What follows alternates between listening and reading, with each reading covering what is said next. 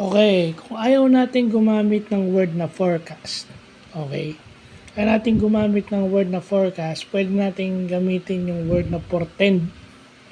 Pero ito ay ginagamit para pang-predict ng, kaya nga sinabi synonym ng forecast eh. Kasi yung forecast is yung, ah, yung, ah, hinala mo na mangyayari o nakikita mo mangyayari sa hinaharap o sa future.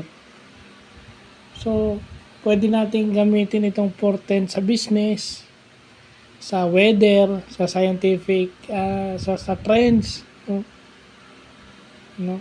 Sa weather, sa business at kung saan pa man bagay. Basta kung ayaw natin gamitin yung word na forecast, pwede natin gamitin yung portend. No? Diba? Para naman mas maintindihan natin yung mga ganyang bagay. Sa management, di ba yung mga trends? Trend sa stock market, trend sa business, trend sa kung saan man bagay, yan. Pwede natin gamitin yung portend kasi forecast yan eh. Predicting the future. Signal na kung anong mangyayari sa future, di ba? So, yun yung importanteng nalalaman natin. So, yun lang po.